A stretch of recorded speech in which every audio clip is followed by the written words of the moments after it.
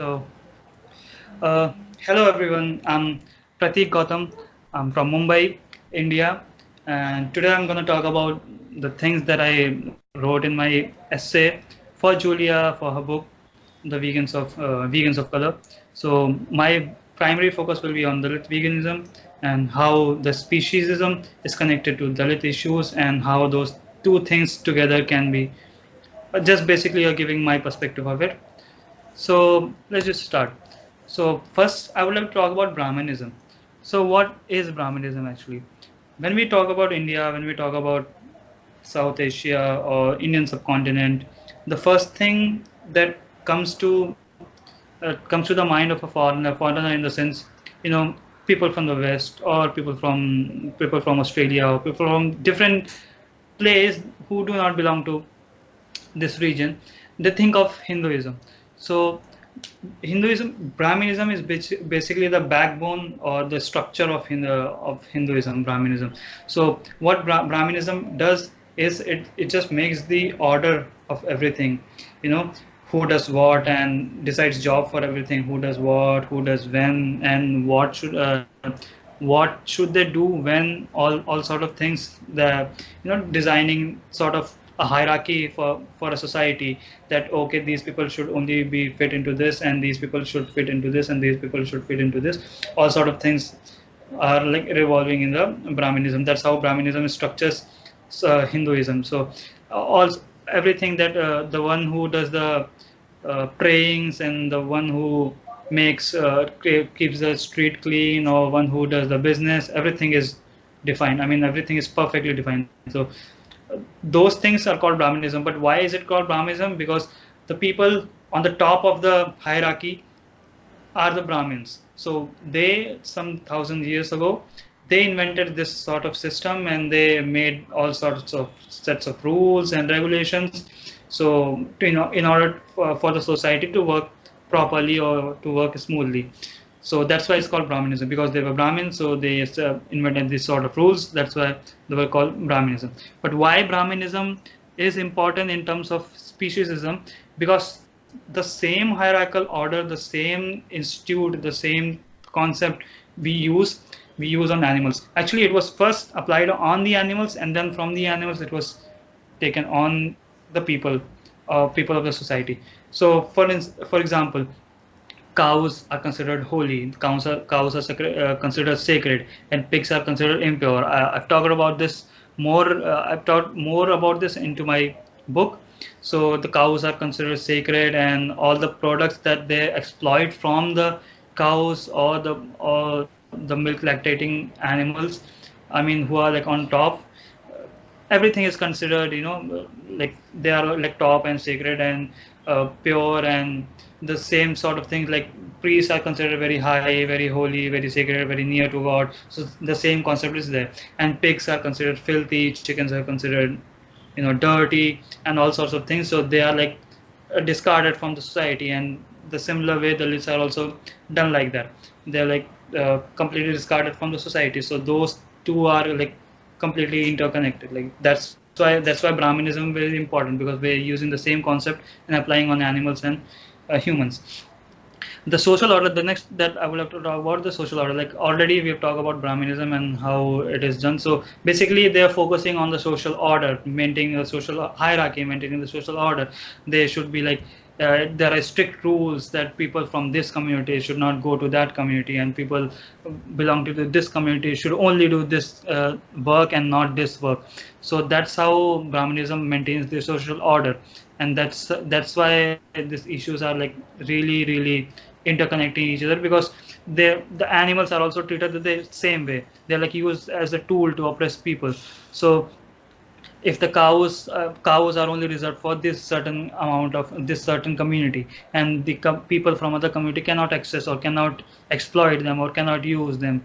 So that's how this maintain the social order. So let's next is Dalit veganism. Why Dalit veganism is important? What is Dalit veganism? So as I've already talked about, that how Brahminism uses these sort of notions to oppress animals and animal people, and same way the Dalit people. So they discriminate using animals using animals, and they discriminate people. Like cows, they don't let the Dalits touch the cows, or come anywhere near the cows. If they come, so they will be like punished. They're like really harsh punishment. So in from if you look at from far distance, you'll see that okay, the cows are treated well and they are like given position, but actually they are exploited because they are like taking away the milk, and they're forcing them to impregnate, and all sorts of things are doing. But then again, they are using the same thing. They're using the sacredness of the cows and near to the god sort of concept to discriminate the list. So that's why these two issues combined together, merge together. So what we do, in Dalit veganism, what we do is, like, there are certain sort of things that we are not allowed to supposed to do as a Dalit, like riding horse, or coming near to cows, or touching the things, holy sacred things that are taken from tigers or lions, like the nails, and which is like, yeah, completely speciesist in nature, but then again they are using the animal body parts again as a tool to discriminate. So what we do as Dalit vegans, is that we won't ride horse because that is speciesist. We won't touch cows. We won't use any products that comes from the cows, that comes from the any product that comes from the animals. But we also won't let others, people of higher caste who are supposed to ride horse, people from higher caste who are supposed to use cows, we also won't let them do that. We won't let them exploit those animals, because they are also their allies, because we are their allies. We are supporting each other. So that's how the veganism is very important, because then two issues combines, it's like really difficult for them to tackle. So next we come to the notion of purity. So as you can see, there are like two people who are like considered completely impure. Dalits are impure and women are impure. So this is the main basis of the things that they work on, and they use as main tool, as a way to discriminate against them. And it's very important to understand the purity and impurity notions, because whatever we do in Hindu religion, whatever we talk about, whatever we say in Hindu religion, they're all based on notions of purity. So suppose, again, the cows are considered sacred, but then again they are also considered pure. If you like, okay, till the time they are alive, they are considered pure. The moment they die, because they start rotting, so they are considered impure. So when they considered impure, the people from impure caste will come and do all the works. They take it away, they cremate them, or whatever the religious procedure is. They start doing that. So that's how the purity and impurity notion of purity and impurity works. And एक minute में आ रहा हूँ, रुक जाइए ना. So that's how these things work. Again, there are like, this is very deep and very complex. Due to like time constraints, I do not have much to talk, much time to go in depth of it. But you just understand that how the purity and the impurity works, because then this same concept is applied to animals as well. The pigs are considered impure because they live in dirty and everything that falls apart there, and that's why those animals are those people from lower caste are forced to live on those animals, and they're like forced to do all the things that they are doing on the animals, like killing them or hunting them, because they don't have the options. And yeah, so there's one important thing that comes out of it, because Dalits are considered impure.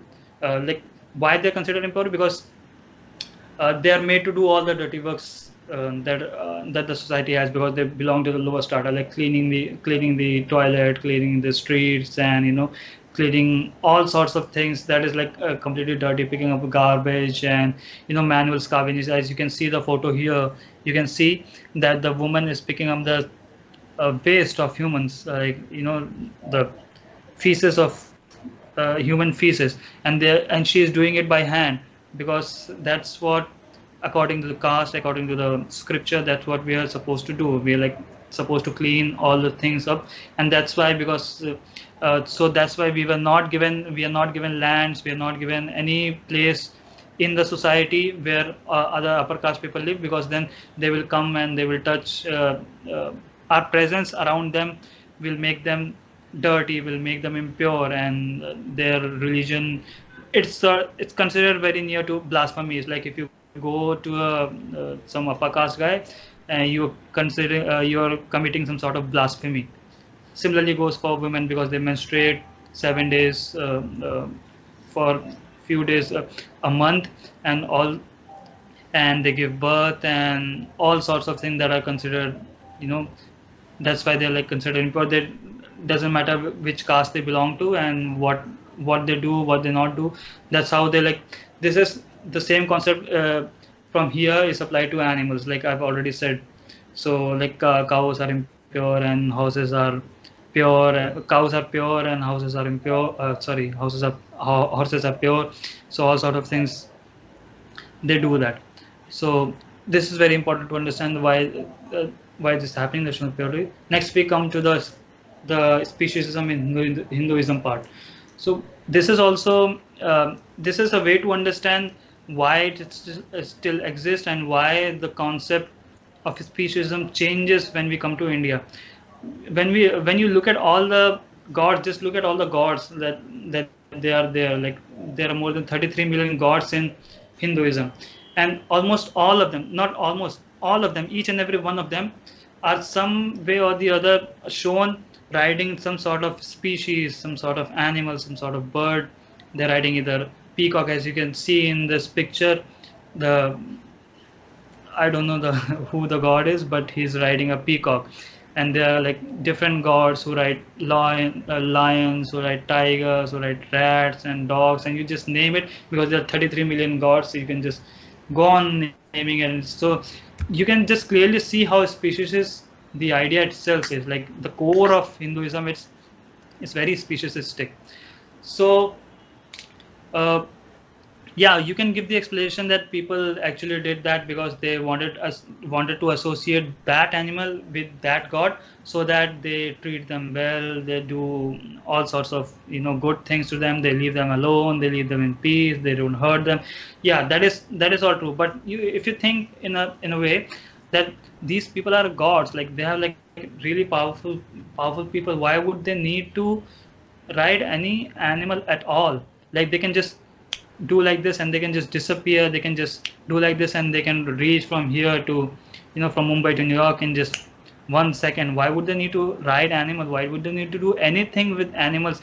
Especially when they say that animals and peoples and all are living beings and we should be kind to them.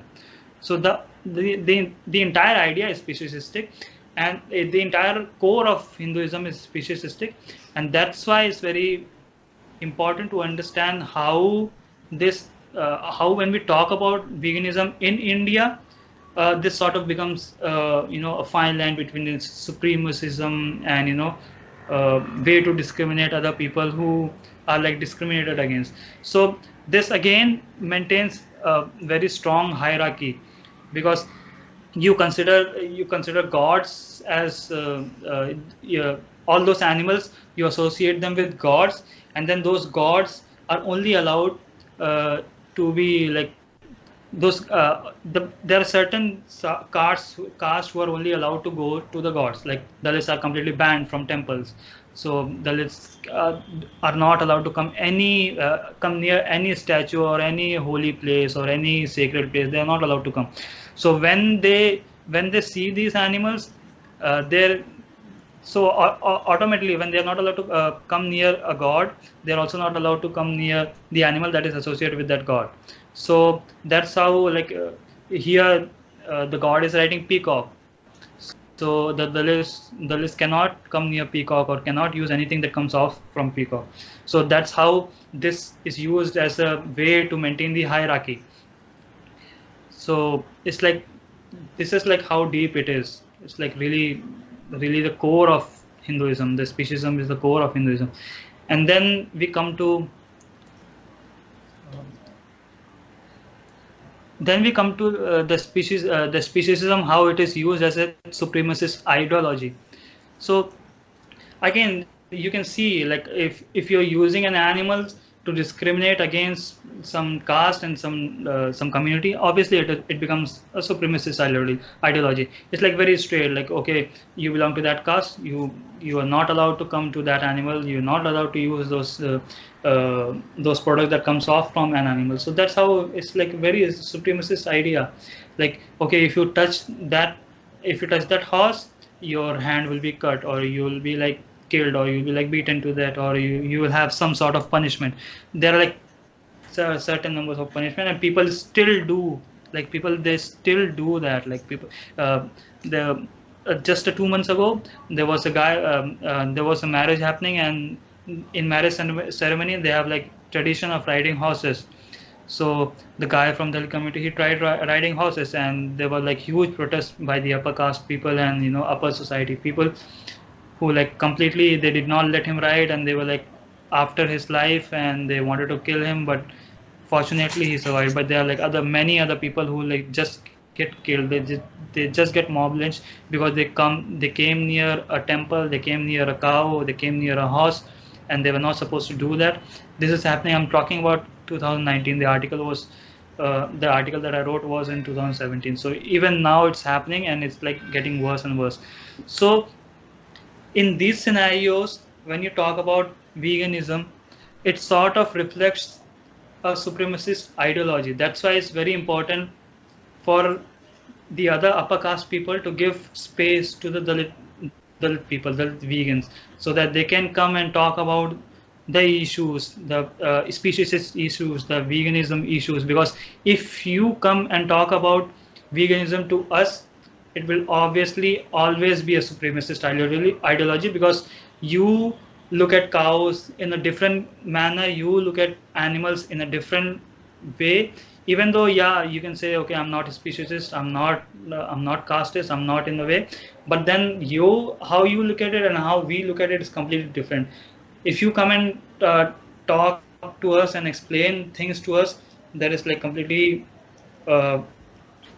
it might be okay, but then it doesn't come off as very nice thing, because we as Dalits are also forced to live on those animals, because we don't have any options other than that, because we are like very poor community and very outcasted community, and we are forced to do all those dirty works. And in the next slide, I'll talk about how we are forced to live on these animals. And because again, the purity and impurity thing comes. If we are not allowed to access clean water, we are not allowed to access crops, we are not allowed to access grains, we are not allowed to access all those vegan things that other upper caste people are allowed to access. So it is our fight to have the access to all those grains, all those grains and all those crops and all those meals, all those vegan meals, which are like vegan by default. But we are in the same time, I mean, I'm not forced, but people from my community are definitely forced to live on the animals. They are like forced to kill those animals, forced to eat those animals, forced to be dependent on those animals, even though they don't want to live on those animals. So when you come to us and explain us that, oh, you should go vegan and you are doing that or you're doing this, you're just being discriminative, you're just being casteist to us, because you're telling us to go vegan, but you're not giving us the material to go vegan. They're like people who live on pig's flesh for like days and months, like one pig's flesh they live on days and months. They don't have the option to eat any other thing, because they don't it's not available to them. So when you come to us and talk about it, that, oh, you should not eat animals, then what else should we eat? It's like that. What else should we eat? Because you're taking away our grains, you're taking away our crops, you're taking away everything, and then you give us this impure animal, not even impure animal. You left these animals because they were impure, otherwise you would have taken this as well. So you left these animals, and now we are forced to live on those animals as a survival material, and now you're telling us to leave that animal and go vegan. How are we supposed to go vegan? So that's why it's very important for everyone to give more space to the Dalit people and push them into the front line and talk about it. And not just to Dalit people, but in public, people in general, because when you go out there in the public and talk about veganism and talk about all those anti-species things that you're talking about, you will most often come off as casteist, you will most often come off as speciesist, even though you're not intending to, because it's very deep. Like you have to understand the connection here, what I'm trying to say. So next we'll move on to the food chain and the caste system. So as you can see here, the pyramid, the caste system pyramid and the food chain pyramid, which is actually, I'm just taking the example of how the food chain and uh, caste system, they are like interlinked. You can see how the division is done. The on top are the priests and scholars whom we call it Brahmin. So these Brahmin people are the one who made the rules and regulations for entire pyramid. What Kshatriyas do or should do, the rulers and warriors, what Vaishyas should do, what Shudras should do, what untouchables should do. And you see the purity and impurity thing that is going on. The further you up you go the pyramid, the purer your caste becomes. The further down you go into the pyramid, the more impure your caste becomes. So that's how. And the Kshatriyas, they are not allowed to go into Vaishyas, and Vaishyas are not allowed to go into Kshatriyas, and Brahmins, they live on the top. And then Shudras are farmers and laborers, and untouchables were like completely at the bottom. So that's how this Hindu caste system is, and everything is controlled. The top beneficiary is Brahmin. This is also arranged in the term of benefits, and right next to the parallel of it, you can see the food chain. The top of the food chain are the animals who are considered sacred, like lions, like tigers, like uh, cheetahs, and all sort of things that are like on top of the food chain. They are considered pure and they are considered holy, and only people from this caste are allowed to, use the products that comes from them, or have the right to exploit them and everything. And then you come to the rulers and warriors, the Kshatriyas. Then you come here, you find horses, you find giraffes, you find all sorts of things. I mean, giraffes are not in India, but then again, you find elephants, and you find all sorts of things that are like in this part of the system. So does the Vaishyas. Like Vaishyas use oxen. They used to use oxen in the early years, early ages, and all the bullock carts and cows, sorry, buffaloes and all sorts of things, mule or donkeys for their merchant, for the trading and everything. So they had the access to that. And then you come to Shudras. Shudras are like farmers and laborers, basically peasants. So they had the access to farms and lands. So whatever they grew, whatever they happened on the land, they were the responsible for it. And they were like the laborers who worked on fields, and or whatever the crops were there, they were then again given back to Vaishyas and Kshatriyas and Brahmins. And then comes the untouchables. The untouchables, they were not given access to any of these, like any of the things that comes under this pyramid. Neither land nor clean water, not any space to live, or any plants or any crops or anything. They were not given access to anything. They were like outsiders. They used to like live on. They are like very scavenger sort of life. I mean, I'm not supposed to use those words because it's like really casteist word, but I can use that, but not others can. Others cannot. So they are like really poor life, and all the animals that were discarded as impure. So obviously, if they are like they had no access to water, they had no access to crop, they had no access to anything. So they were like forced to live on these animals, and that's how the relation is still there. Like the relation is still there. So that's how food caste system and food chain, they are like related. And that's how they use this food chain as a tool to oppress. Because if the Kshatriyas, they go and use the cows, then they will be like punished. And if the Shudras, they won't be allowed to come to cows and come near all sort of animals. And again, when untouchables, they are not even allowed to come anywhere near that. So that's how the speciesism, they use the speciesism thing to control all the system. And so now let's talk about why this still exists. Like these things were invented. These things were the rules and system was made like 3,000, 4,000 years ago. But why does it still exist? Oh yeah, yeah, sure.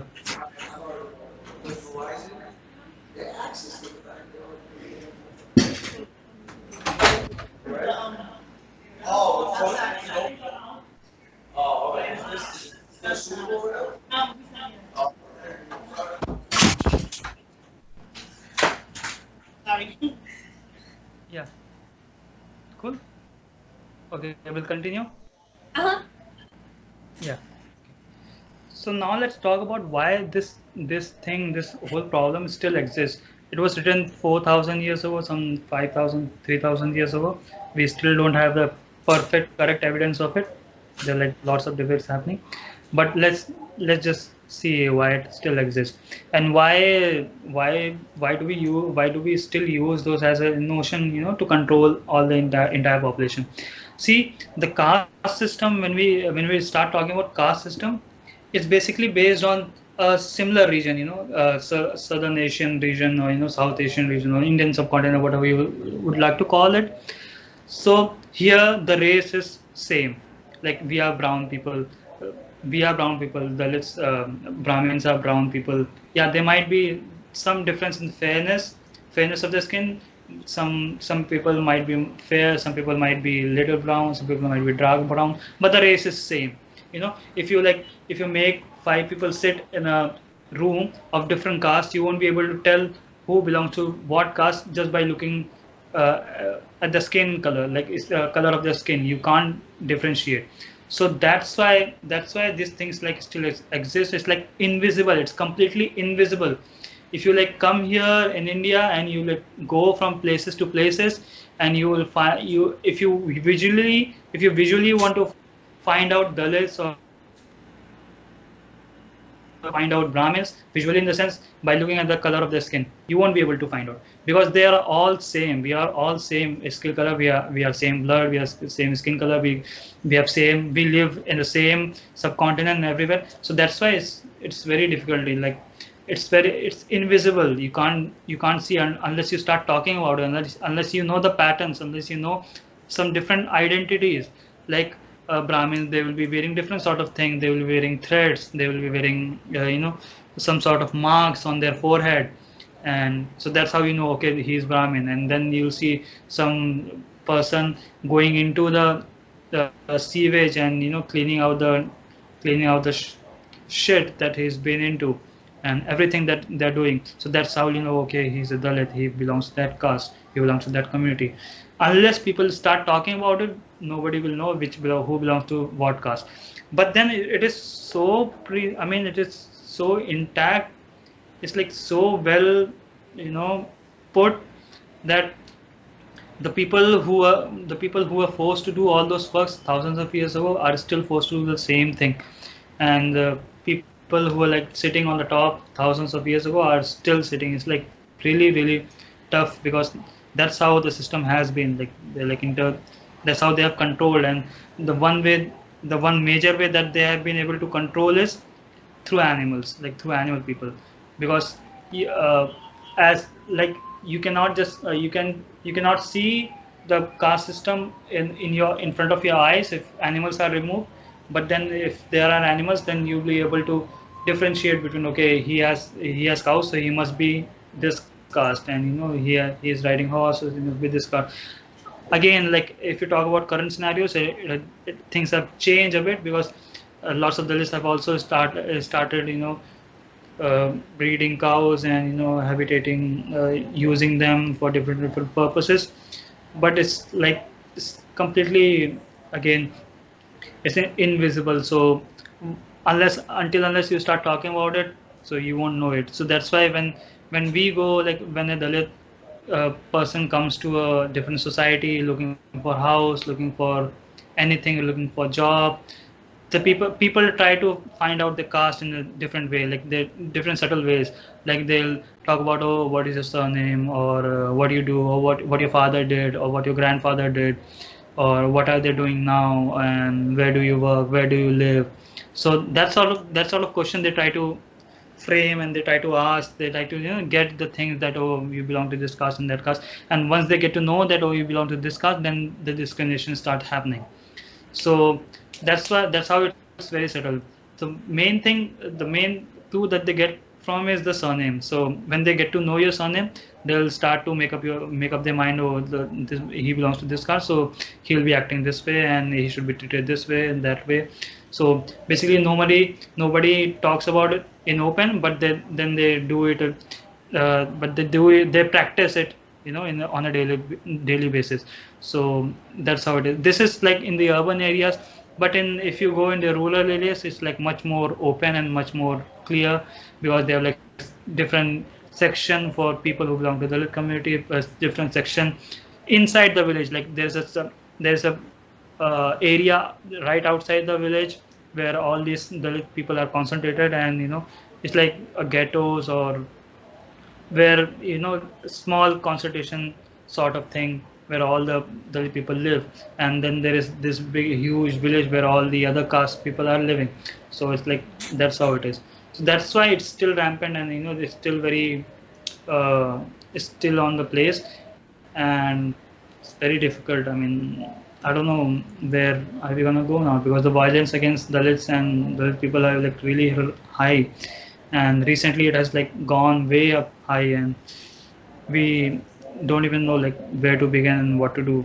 And one of the things that has driven this is the animal people. A lot of Dalit people were mob lynched recently because they were accused of carrying cows. Like they were carrying cows from one place to another, and they were in suspicion that, they were like they were gonna kill, or they were gonna use them as whatever, for whatever reasons, because okay, cow is our mother and the Dalits are not supposed to use them, and all sort of things. Incident in Gujarat happened where 4 people were brutally trashed 4 months ago. So these sort of things, like incidents, are really really uprising. So again, it's like really terrible. And so how now let's talk about how for how these people, how Dalits are forced to work into these industries. So Dalits in animal industry, that is a topic. So first thing that we talk about is all the industries that are animal based, like leather industry, or wool industry, or dairy industry, or meat industry, and all sorts of things where dirty works are involved. Dalits are used on the lowermost strata. Like the skin is taken off from the slaughterhouse. It's like really dirty. I think I think most of the people can relate, like, can understand how dirty it is and how smelly, how stinking it is, how bad it is. So Dalits are called upon, and they are forced to, like, they're not given any other jobs. They might be capable of doing any other jobs better than other people, but they're not given those jobs because those jobs are like reserved for not the reservation, but those jobs are reserved for those upper caste people only. And even if this Dalit person is like really capable or really good in doing that, he won't be, most possibly, like, it's really hard for a Dalit person to go and work there based on his qualification and everything. Even after his qualification, he will be forced to do something that is, anywhere related to his religious duty or religious karma. So these people are forced to work into tanning industry, leather industry, meat industry. Meat industry is also where the parts of the animals are disposed of, like the waste are disposed of. They are forced to work there to take off that waste and dump it somewhere else or do whatever they want. Most probably they take those waste, meat, flesh waste from the animals, and they bring it home and eat it and whatever, whatnot, because that's how poor they are, and that's how much they are forced to live on those things. Same thing goes for dairy industry, where when the cows are like really completely exhausted, they can't give milk anymore, they are driven away to the slaughterhouse. And when they reach to the slaughterhouse, before reaching the slaughterhouse, all the things, dirty things that are there in the dairy farm, like their feces, their urines, and all sort of things that have made them dirty, they are employed to clean all those things up.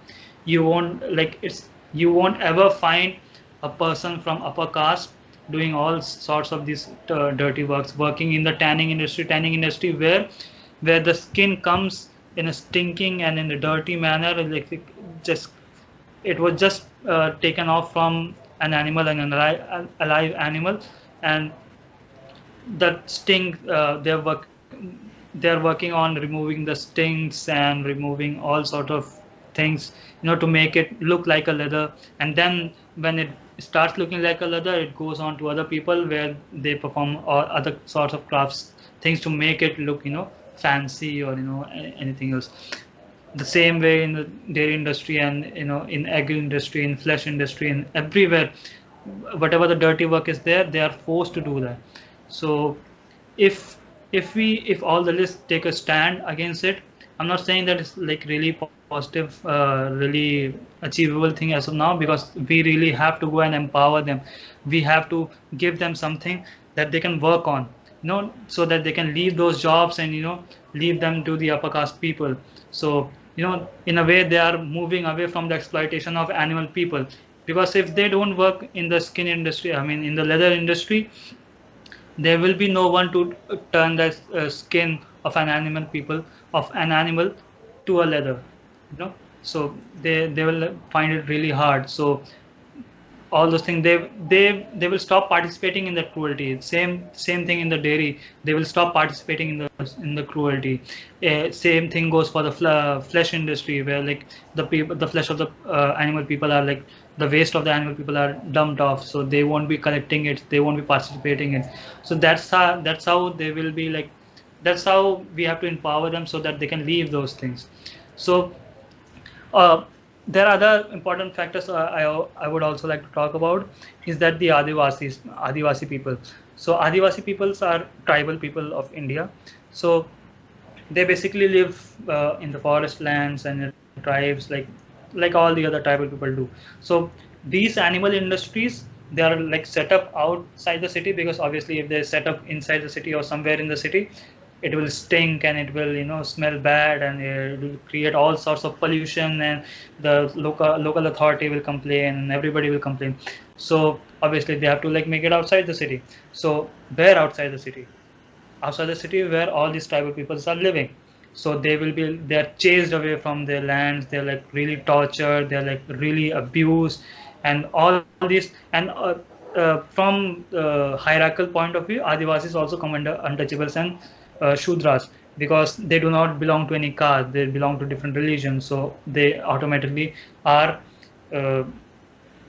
considered under untouchables. So these people are like driven away, they are like forced to work, they are either driven away or they are given the option to force to work into these low jobs, where low, disgusting, and dirty jobs.